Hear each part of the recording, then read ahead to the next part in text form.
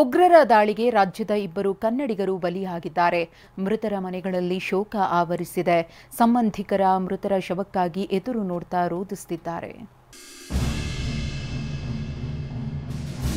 ಕೊನೆಯಾಗದ ದುಃಖ ಇದು, ಅಂತ್ಯವಾಗದ ಯಾತನೆ ಇವರದ್ದು. ಯಾಕಂದ್ರೆ ಉಗ್ರರ ದಾಳಿಗೆ 28 ಜೀವಗಳು ಬಲಿಯಾಗಿದ್ದು, ಸಂಬಂಧಿಕರು ಆಘಾತಕ್ಕೊಳಗಾಗಿದ್ದಾರೆ. ರಕ್ತ ಪಿಪಾಸುಗಳ ಅಟ್ಟಹಾಸಕ್ಕೆ ರಾಜ್ಯದ ಇಬ್ಬರು ಉಸಿರು ಚೆಲ್ಲಿದ್ದು, ಶಿವಮೊಗ್ಗ, ಬೆಂಗಳೂರಿನಲ್ಲಿ ಶೋಕ ಮನೆ ಮಾಡಿದೆ. ಹಾಗೆ ಬೆಂಗಳೂರಿನಲ್ಲಿ ನೆಲೆಸಿದ್ದ ಆಂಧ್ರ ಮೂಲದ ಮತ್ತೊಬ್ಬ ವ್ಯಕ್ತಿ ಮನೆಯಲ್ಲೂ ಸ್ಮಶಾನ ಮೌನ ಆವರಿಸಿದೆ.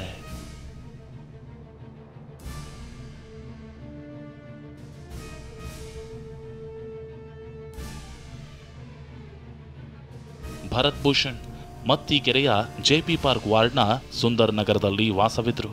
ಐಟಿ ಕಂಪನಿಯಲ್ಲಿ ಕೆಲಸ ಮಾಡ್ತಿದ್ದ ಭರತ್ ಭೂಷಣ್ ನಿನ್ನೆ ಉಗ್ರರ ದಾಳಿಗೆ ಬಲಿಯಾಗಿದ್ದಾರೆ. ಭರತ್ ಸಾವಿನ ಸುದ್ದಿಯಿಂದ ಸಂಬಂಧಿಕರಿಗೆ ಬರಸಿಡಿಲು ತಟ್ಟಿದೆ. ಇವತ್ತು ಭರತ್ ಭೂಷಣ್ ಮನೆಗೆ ಅನೇಕ ರಾಜಕೀಯ ನಾಯಕರು ಆಗಮಿಸಿ ಕುಟುಂಬದವರಿಗೆ ಸಾಂತ್ವನ ಹೇಳಿದರು.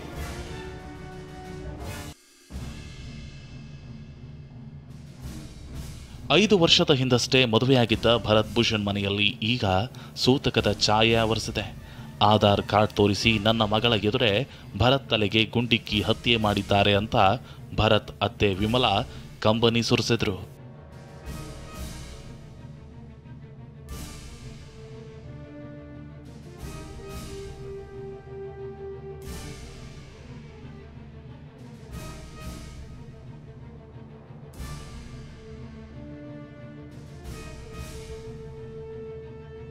ಭರತ್ ಭೂಷಣ್ ಮನೆಗೆ ಡಿಸಿಪಿ ಸೈದುಲ್ಲಾ ಅಡಾವತ್ ಭೇಟಿ ಕೊಟ್ಟಿದ್ರು.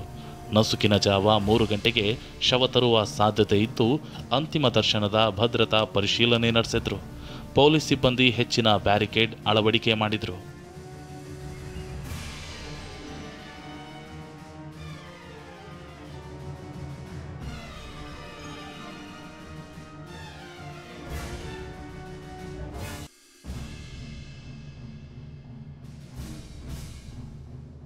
ಫೋಟೋದಲ್ಲಿರುವ ಇವರು ಮಧುಸೂದನ್, ಆಂಧ್ರದ ನೆಲ್ಲೂರು ಮೂಲದವರು.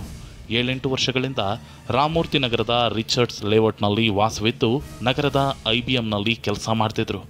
ಮಕ್ಕಳಿಗೆ ಬೇಸಿಗೆ ರಜೆ ಇದ್ದಿದ್ದರಿಂದ 3 ಕುಟುಂಬಗಳ ಜೊತೆ ಸೇರಿ ಕಾಶ್ಮೀರಕ್ಕೆ ತೆರಳಿದ್ರು. ಅಂದುಕೊಂಡಂತೆ ಆಗಿದ್ರೆ ನಾಳೆ ವಾಪಸ್ ಬರಬೇಕಿತ್ತು. ಆದರೆ ಪೆಹಲ್ಗಾಮ್ನಲ್ಲಿ ನಡೆದ ಉಗ್ರರ ದಾಳಿಗೆ ಮಧುಸೂದನ್ ಉಸಿರು ಚೆಲ್ಲಿದ್ದಾರೆ.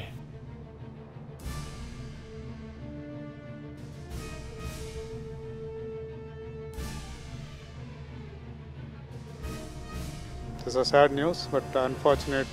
He's a ಒಳ್ಳೆ ಮನುಷ್ಯ. He's a best person, but it is sad to lose him.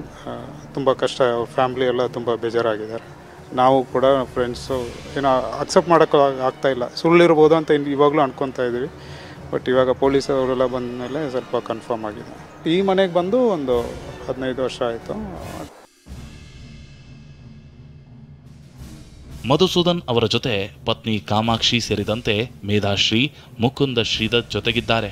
ಆದರೆ ಉಗ್ರರ ದಾಳಿಯಲ್ಲಿ ಮಧುಸೂದನ್ ಬಲಿಯಾಗಿದ್ದು, ಕುಟುಂಬ ಕಂಗಾಲಾಗಿದೆ. ಇನ್ನು ಮಧುಸೂದನ್ ಕುಟುಂಬವನ್ನ ಸಂಸದ ತೇಜಸ್ವಿ ಸೂರ್ಯ ಭೇಟಿಯಾಗಿದ್ದು ಸಾಂತ್ವನ ಹೇಳಿದ್ದಾರೆ.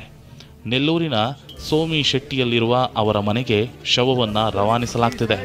ದುರಂತ ಅಂದ್ರೆ ಮಧುಸೂದನ್ ಪೋಷಕರಿಬ್ಬರು ಹಾರ್ಟ್ ಪೇಷಂಟ್ ಆಗಿದ್ದು, ಮಗನ ಸಾವಿನ ವಿಚಾರ ಇನ್ನೂ ಗೊತ್ತಿಲ್ವಂತೆ.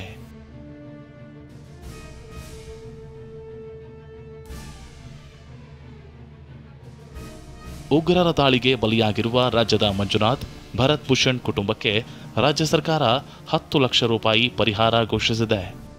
Bureau report, TV9.